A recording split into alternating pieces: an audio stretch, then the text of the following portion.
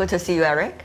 Thank you. Nice to see you too. For AIIB, nature is the new infrastructure, and green certainly is a big topic related to it. Tell me more about the latest development.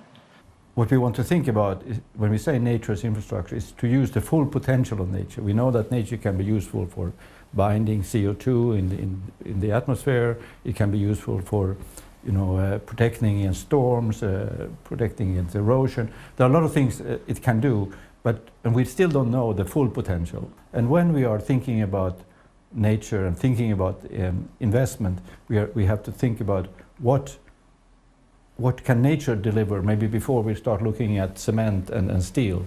So if we can use nature to, for example, prevent flooding, or we can prevent it from storms and so on, then we should use nature. Well, we have unfortunately very few examples of really successful nature as infrastructure. How come? No, I think that it has been difficult to get nature projects implemented, because we need to value nature properly, and that's not what we're not doing today. We don't have the right tools for doing that. In this report that we just published, we do look at some new tools for valuing nature. We're applying it to a particular project in Inner Mongolia. It's a wetland, and looking at all the things that this wetland delivers, and we call it ecosystem services, and trying to look at that. And when we do that, use that tool that really takes into account nature, we get a very different view of the project, and we actually decided that this should really be expanded, this project, rather than kept at the size. One of the things about doing quote-unquote nature as the infrastructure is it takes time. Yeah. Now, it's not about something you would be extremely happy about in 2 or 3 years. It in fact takes much longer time. So would there be enough cash, first of all, funding for that long-term vision? Secondly, will decision makers, especially coming from local central governments in different parts of the world, be able to be determined enough to do it during their terms in the office? And thirdly, where to do it, right? Because there are so many important spots of nature in the world. They are crucial for themselves, but also for elsewhere. Yeah. So all these are pretty much difficult to decide. No, sure. So it's complicated. We don't have all the tools we need yet. We don't have the markets for nature. We're actually organizing later this week a conference particularly on nature, and tying it also to climate and carbon. So all that needs to be in place.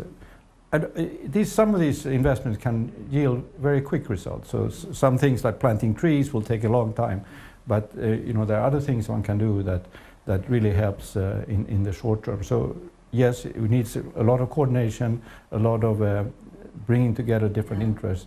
But also for emerging and developing countries, this is a fantastic opportunity. A lot of these assets are in emerging and developing economies, and if we started valuing them properly, they would get cheaper credit, they would have less debt burden, and so on. So there's huge opportunities, actually.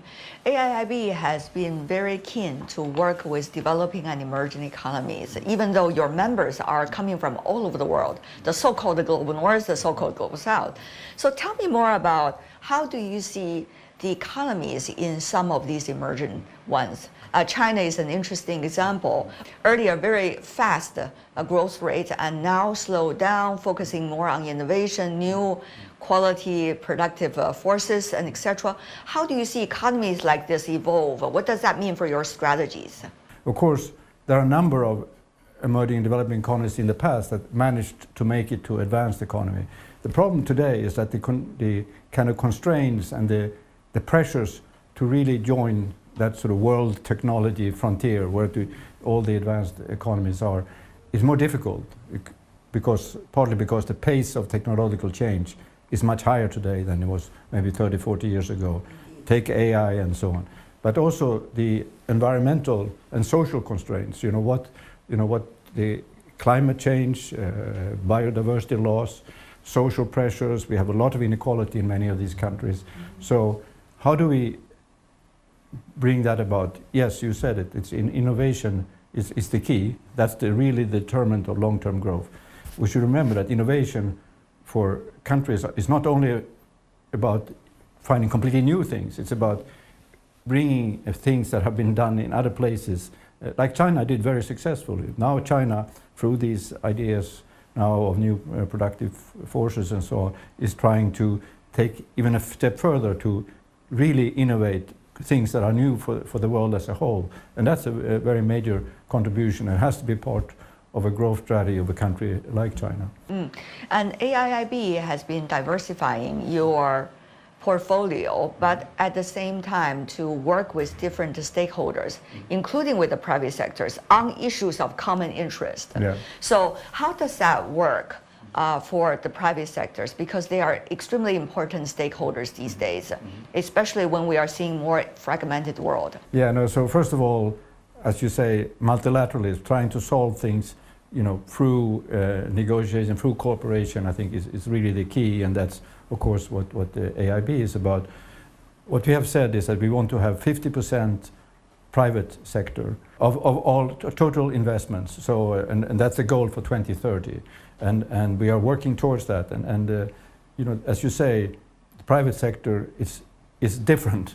Private sector requires different things, but what is very important to remember is that to really get the best out of the private sector, you need to have strong state capacity, a state that can regulate and make sure that there's not that procurement is done the right way and so on. All that is so critical to get the best out of the private sector.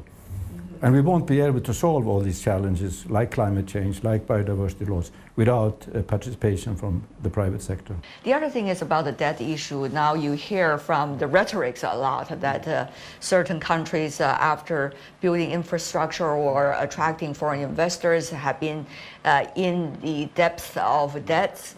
Now, some of them might be true, but the degree is questionable. Others might just be rhetorics than the realities. But having said that, though, for emerging and developing countries, what is the reality AIIB is looking at? Secondly, what do you think might be some of the good practices you have witnessed in some of the economies you're working with?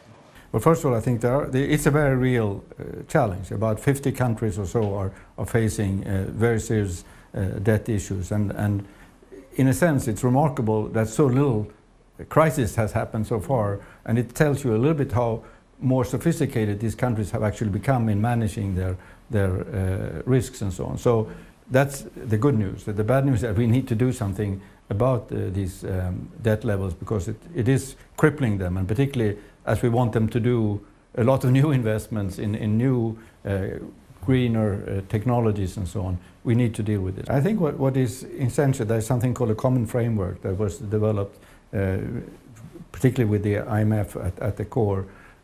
I think the kind of set of procedures that were set out in that are very good, because it kind of brings in all the interested parties.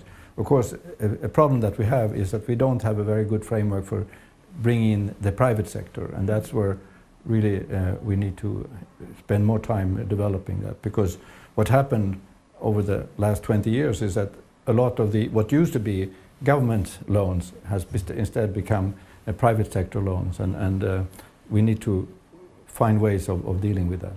Thank you so much, Erik. Good to see you. Thank you. Thank you.